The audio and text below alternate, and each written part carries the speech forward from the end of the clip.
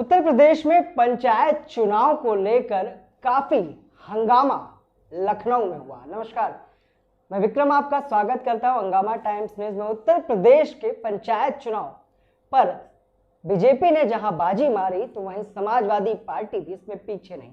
जहां आपको बता दें 67 सीट बीजेपी को मिली तो 63 सीट समाजवादी पार्टी ने मारी। लेकिन लखनऊ में मतगणना स्थल पर काफी हंगामा हुआ। समाजवादियों ने काफी गंभीर आरोप प्रशासन पर लगाए, जहां पर अरुण रावत जिला पंचायत सदस्य जो कि वोटर भी थे, उनका गंभीर आरोप है कि प्रशासन के लोगों ने उन्हें एक कमरे में बंद कर दिया। वहीं लखनऊ जिला पंचायत सपा प्रत्याशी विजय लक्ष्मी भी गायब रहीं। उनके पति और मोहनलालगंज से विधायक अमरीश सिंह पुष्कर ने प्रेस कॉन्फ्रेंस कर अपनी हार के बारे में बताया कि किस तरह से लखनऊ स्थित कलेक्ट्रेट में षड्यंत्र आला अधिकारियों ने रचा। आइए डालते हैं इस प्रेस कॉन्फ्रेंस पर नजर कि विधायक और लखनऊ के जिला अध्यक्ष किस तरह से गंभीर आरोप लगा रहे हैं कि जिला पंचायत अध्यक्ष के चुनाव में धांधली हुई। इसमें आप दोनों की तरफ से धांधली का आरोप लगाया गया था, क्या कुछ है पूरा मामला बता दीजिए। समाजवादी पार्टी जिला पंचायत चुनाव में 10 सदस्य जीते थे समाजवादी पार्टी और भारतीय जनता पार्टी के 3 सदस्य जीते। जनता के चुनाव में भारतीय जनता पार्टी बुरी तरह से हार गई और जिला पंचायत अध्यक्ष का मतदान हुआ आज। तो समाजवादी पार्टी उड़ते चुनाव जीत रही थी और लोकतंत्र की हत्यारी भाजपा, उसके पास सदस्य नहीं थे। हमारे पूरे सदस्य वोट डालने गए। हमारा पूर्ण बहुमत शुरू से था। हमारे प्रत्याशी विजय लक्ष्मी जी कठिन मेहनत की उन्होंने और सारे सदस्य उनके साथ बहुत ही हिम्मत से और लगन से साथ में लगे हुए थे और उनके लिए आज जब रिजल्ट आया तो सदस्य इस तरह रो रहे थे कि जैसे लगता है उनका सब कुछ चला गया। तो इतना उनका लगाव हमारी प्रत्याशी को हराया गया है। जो हमारा वोटर वोट डालने जाता है तो उसको कम से कम 10 बार पूछा जाता है कि तुम्हारा टेम्परेचर ज़्यादा है, आपका टेम्परेचर ज़्यादा है। आधे घंटे वोटरों को रोका जाता है। जब हमारा जिला पंचायत सदस्य अरुण रावत वोट डालने के लिए 12 बजे अंदर जाते हैं तो उनसे कहा जाता है कि आपका टेम्परेचर ज़्यादा है और आपको वोट नहीं डालने जाएगा और वो दिखाते हैं कि आपका आधार कार्ड में नाम चेंज है, गड़बड़ है। उन्होंने कहा ये मेरे पास एफिडेविट है, सब कुछ है, इसी से मैं चुनाव लड़ा हूँ, सब कुछ। उनको फिर कमरे में ऊपर जाके बंद कर दिया था। ये कहाँ का संविधान है कि कमरे में वोटर को बंद कर दिया था। बाबा साहब ने भी नहीं सोचा होगा कि इतने लोकतंत्र के हत्यारे देश में पैदा हो जाएंगे। इन्होंने संविधान को लिखा। समाजवादी पार्टी लोकतंत्र में विश्वास रखने वाली पार्टी है और 3 बजे तक चुनाव के मतदान का समय है। ये वहाँ पर बैठे अधिकारी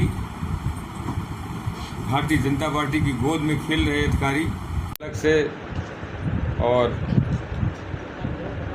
न्यायालय तक लड़ाई लड़ेगी। बताइए, आपसे सामने बैठे हुए हैं, इनका वोट पड़ता है 3 बजे के बाद। कभी संविधान में है कि मतदान का समय निर्वाचन आयोग का समय होता है 11 बजे से 3 बजे को। 3 बजे के बाद इनका वोट पड़ रहा है, उसको उधर सर्टिफिकेट दे दिया जा रहा है कि उनका प्रत्याशी जीत गया। डालने गए थे, उसके बाद क्या कुछ हुआ, किस तरह से आपका वोट पड़ा है, क्या कुछ हुआ था जो आप टाइम पे नहीं पहुंच पाए। मैं वोट डालने गया था 12 बजे पे लमसम, घड़ी नहीं दिखी मगर 12 बजे एक लमसम था वोट। मैं गया तो मेरे कहने लगे कि मेरी आईडी गलत है।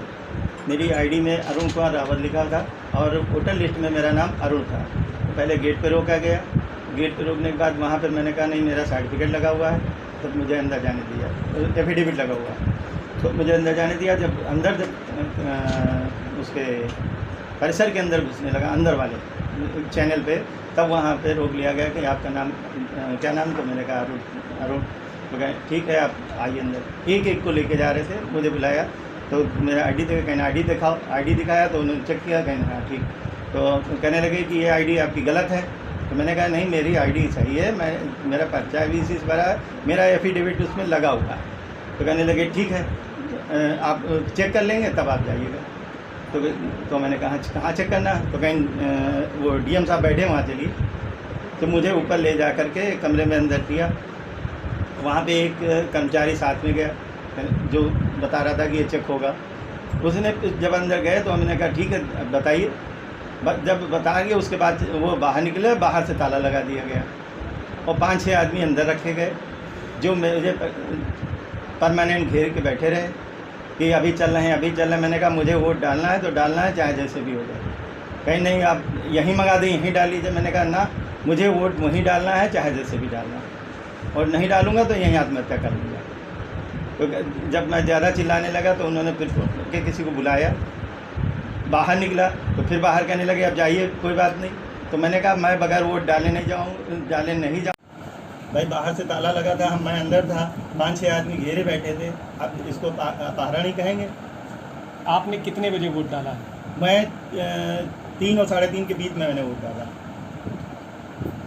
उस पर किसी प्रकार कोई विश्वास नहीं है।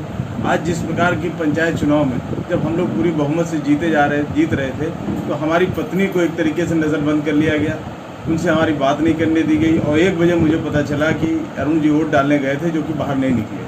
तो मैं करीब 1:15 बजे मैं अंदर गया तो मैंने कहा मुझे अंदर जाना है, वो अब मुझे अपने सदस्य एक मेरा बाहर नहीं निकला है। कहीं नहीं आप परेशान ना होइए, कहीं चला गया होगा। हमने कहा चला नहीं गया, वो निकला ही नहीं, उसका वोट नहीं पड़ा। उसके बाद इन्होंने जिस तरह ये इनके प्रकार इनका वोट कैसे भी करके फर्जी डलाया वो मुझे नहीं मालूम। हमारी पत्नी को भी बाहर से अंदर नहीं जाने दिया गया, वो गेट पे भी बैठी रही। तमाम लोग आते रहे, वोट डालते रहे, उनको भी किसी प्रकार से हमसे बात नहीं करने दी गई। आज जब बाद में जब सब हो गया तो 3 बजे अपनी तरफ से काउंटिंग करके विजेता का परिणाम घोषित कर दिया गया। बाद में हम इनकी रिहाई के लिए हम 1 बजे से मांग कर रहे थे कि अरुण की रिहाई है, अंदर है। लेकिन तब भी डीएम ने, मेरे पास डीएम की व्यक्तिगत रिकॉर्डिंग है, मुझे वाइफ से मिलाया जाए, मेरा एक सदस्य अंदर बंद है और उसको जो है बाहर निकाला जाए। लेकिन डीएम साहब ने उसको संज्ञान नहीं लिया और आए और सीधे चले गए, मुझसे बात किए बगैर मेरी पत्नी से बात भी नहीं कराई। उसके बाद स्थिति ये है कि अब बाद में आके अरुण जी बता रहे हैं कि पता चला कि इनको 3 बजे तक 3:30 बजे तक डीएम कलेक्ट्रेट कक्ष में इनको नज़रबंद रखा गया, बंद कर लिया गया, अपहरण किया गया। उसके बाद 3:30 बजे चूंकि अंदर थे, इनको पता ही नहीं था कितने बजे तक वोटिंग होनी है, कब काउंटिंग हो। काउंटिंग होने के बाद इनका वोट डलाया जाए। आपकी पत्नी से कितने बजे आपकी बात हो पाई या कब मुलाकात? हमारी पत्नी से मैं 10 बजे सुबह उनको छोड़ के आया था। जब 3:30 बजे जब परिणाम घोषित हो गया तब उनको बाहर निकाला, तब मेरी पत्नी से बात की। अब बीजेपी 14 वोटों से जीत चुकी, तो अब क्या करेगी समाजवादी पार्टी? देखिए, समाजवादी पार्टी संघर्ष की पार्टी है। हम लोग संघर्ष करते हैं और ये लोग बेईमानों के जो बेईमानी से कर रहे हैं, निश्चित तौर पे आम जनता सब देख रही है। हम लोग सड़क से लेकर न्यायालय से लेकर सड़क तक हम लोग संघर्ष करेंगे और 2022 में इनका पतन करके माननीय अखिलेश यादव जी को मुख्यमंत्री बना के हम लोग दम लेंगे।